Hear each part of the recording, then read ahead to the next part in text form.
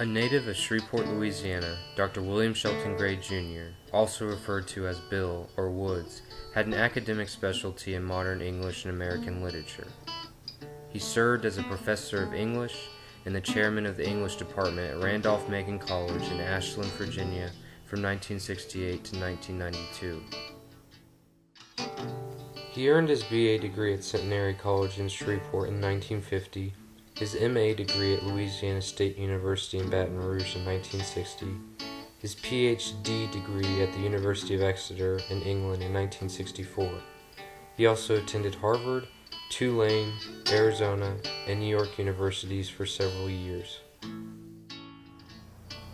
Before joining the faculty at Randolph-Macon College in 1968, as professor of English and chairman of the English department, Dr. Gray taught at Louisiana State University, Shreveport, Louisiana, Olivet College in Olivet, Michigan, where he also chaired the English department, at Augsburg College in Minneapolis, Minnesota, where he chaired the English department, and at Pembroke College in Pembroke, North Carolina.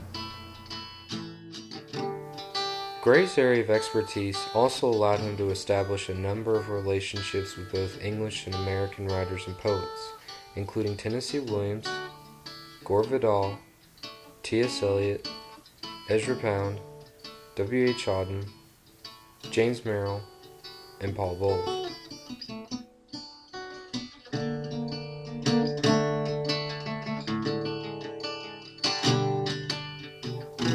His most intimate friendship appears to have been with Tennessee Williams.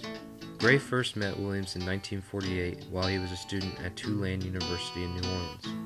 Gray describes the encounter and Tennessee Williams within his interviews at Randolph-Macon.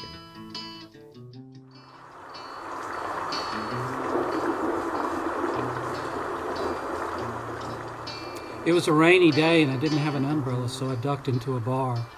In those days, all the bars in New Orleans were darkly lit. Suddenly I realized that someone had sat down next to me, so we began talking.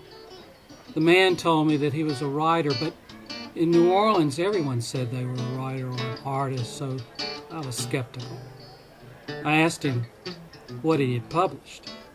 He said he'd only published a few short stories, but he had written a play that was now on Broadway. I asked him the play's name, and he replied, The Glass Menagerie. Now I'm playing along with what I thought was a great joke. I said, So I assume you're Tennessee Williams. What a coincidence. I'm William Faulkner. After talking longer, he proved that he was indeed Tennessee. At the time, Williams was well known, but not famous internationally, and had just finished writing The Rose Tattoo. Gray would always visit Williams when he was in town.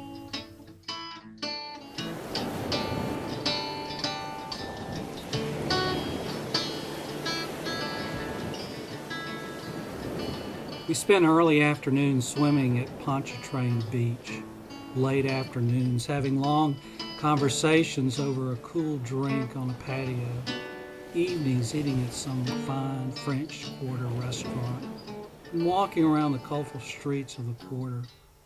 What I enjoyed best with Tennessee is talking with him. We read together a great deal. He read aloud from Hart Crane, D.H. Lawrence, Anton Chekhov, and especially Charlotte Gueux.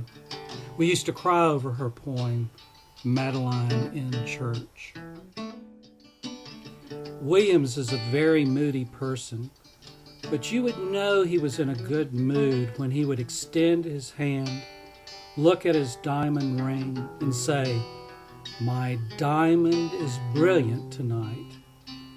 You would know it was going to be an evening of great fun because no one had, as far as I know, no one had a sense of humor, a sense of ridiculous like Tennessee.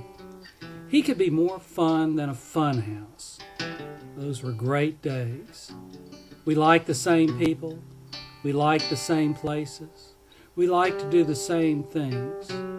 We could be silent together for hours. We liked to read aloud to each other. We enjoyed the same things. Tennessee is not an intellectual. He is not a person of ideas. He's very spontaneous, very intuitive. He is a person of feeling, a person of emotion rather than of intellect. Several years later, Williams gained more recognition around the globe for his works. His fame caused him to spend more time in New York than in New Orleans. This is when Williams talked Gray into enrolling in New York University. This allowed the two to see each other more often than they did in New Orleans. It also gave Gray the chance to meet several important writers and poets through Williams. I got to know Williams in New York City and delightfully discovered that our tastes were the same. We saw each other practically every day from 1952 to 1955. Tennessee introduced me to William Ing, Carson McCullers, Truman Capote, Gore Vidal, and so very many other people who have enriched my life. Some of the most unique facts and stories Gray told about Tennessee Williams took place during that 3-year period in New York. In the early 1950s, Tennessee's day would go like this. He would write from 9 till 12. It didn't make any difference where he was come hell or high water. He would write from 9 a.m. to 12 noon. Then he would have a couple of martinis, have a leisurely lunch, perhaps go swimming or we'd take in a movie. I really don't think his writing habits have changed much to this day, but Tennessee writes from nervousness. He writes simply because he has to. Writing is just as necessary for him as eating and drinking. When his very beautiful play, one of his and my favorites, Summer and Smoke, was playing at the Sheraton Square in New York, and a new actor was taking over one of the major roles, and he wanted to see this actor. We went down there and he asked to buy 2 tickets. They told him that they were sold out, and he said, "Well, could we stand?" And they told him that there was no standing room. I was amused and said, "Tennessee, why don't you tell them who you are?" He was very nervous, and the woman selling the tickets asked if he knew anyone who was connected with the play, and he said yes, he did. And she said, "Are you connected with the play in any way? Is there any reason why I should let you in?" And in a very timid, shy, and embarrassed way, he confessed that he wrote it. And that was the end. But he would never say who he was. That didn't appeal to him at all. Tennessee can be a pretty wild character sometimes. And in the 1950s, he used to have this malicious dog, which he named Mr. Moon. Well, we were walking Mr. Moon one day down Park Avenue, and a middle-aged, overdressed, over-made-up woman came up to him and told him to get his dog off the street. Tennessee looked at the woman and then at the dog and said in a haughty voice, "Sicker, Mr. Moon, bite that bitch on the ass." And the lady, at first shocked, stormed off, never knowing who had insulted her. I remember once we were going to dinner when he lived above Johnny Nicholson's restaurant, the Cafe Nicholson on the east side. We had a few glasses of champagne and we were going out together when Eliot, the director, telephoned and asked Tennessee if he would like to have dinner with Judy Garland. This was when Judy Garland was at her height. She had just made a film called A Star is Born, and it had been released in New York that week, and everyone was talking about Judy Garland. Tennessee's reply was, "Well, I'm having dinner with Bill." The director said, "Ask Bill if he would like to come too." I said that I would love to, so he said we would go. We were to meet at the Pavilion.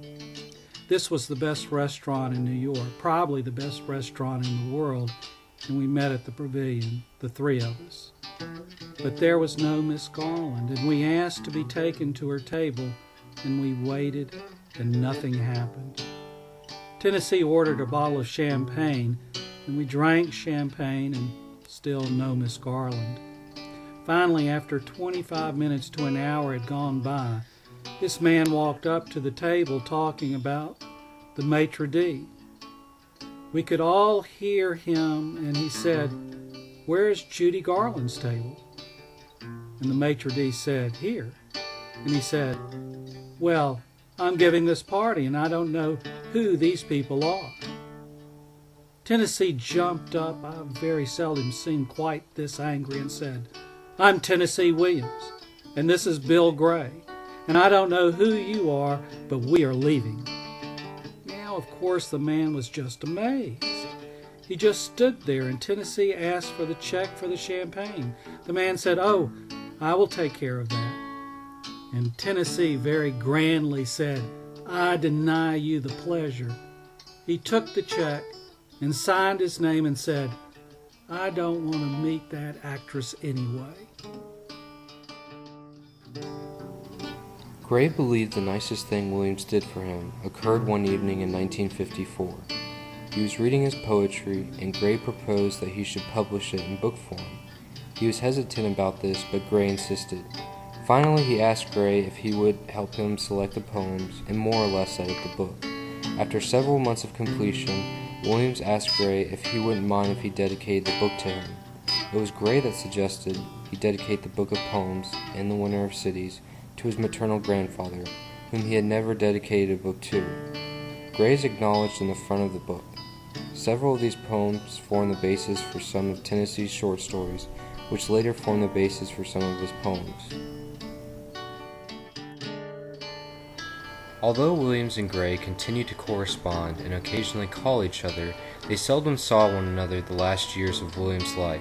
Once Gray began teaching English at Randolph-Macon College, and when Williams was living more in Key West. At the time of his death, Gray was even asked to be a pallbearer at his funeral. Gray believes that Tennessee Williams was the greatest American playwright of the 20th century.